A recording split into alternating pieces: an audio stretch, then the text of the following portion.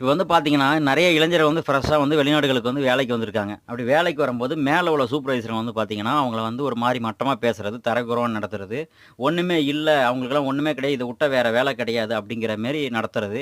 வாழ்க்கையில ஒண்ணு நல்லா தெரிஞ்சுக்கங்க, ஒருத்தவங்கள வந்து நம்ம மரியாதைத்துவமா நடத்துறது வந்து நமக்கும் நல்லது, அவங்களுக்கும் நல்லது. என்னன்னு பார்த்தீங்கன்னா, அந்த இளைஞர்கள் வந்து பார்த்தீங்கன்னா, ஊர்ல வந்து ஒண்ணுமே இல்லாம இங்க வந்தது கிடையாது. ஊர்ல வந்து ஒரு ராஜ வாழ்க்கை வாழ்ந்த பசங்களா தான் இருப்பாங்க. ஊரு நல்லா சொத்து பத்து இருக்கும்.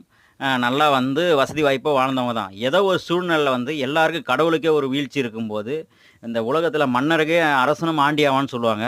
ஏதோ ஒரு வீழ்ச்சி வரும். அந்த வீழ்ச்சிய மீட்டு எடுக்கலான்னு வரும்போது வெளிநாடுகளுக்கு, ஒரு கால கொடுமை என்னான்னா, இங்கேயும் சரியான கம்பெனி அமையாததால தான் இது மாரி பிரச்சனைலாம் நடந்துட்டு இருக்கு போல. ஆனா ஒண்ணு என்ன சொல்றேன் அப்டின்னா, அந்த சூப்பர்வைசரா இருக்கிறவங்க வந்து, இங்க வந்து எல்லாருக்கும் உதவி பண்ற மனப்பான்மை, ஒரு நல்ல வார்த்தை பேசி வச்சுக்கிட்டீங்கன்னா, ஊர்ல நீங்க போம்போது எங்கேயோ ஒரு மூலை பார்த்தா, "டேய் அந்த அண்ணன்டா, பாரா நமக்கு உதவி பண்ணாரு" அப்படின்னு வரணும். அத விட்டுட்டு, "இந்த இந்த பாரா இவன் இப்படி பேசுனான்டா" அப்படின்னு முகம் தெரியக்கூடாது.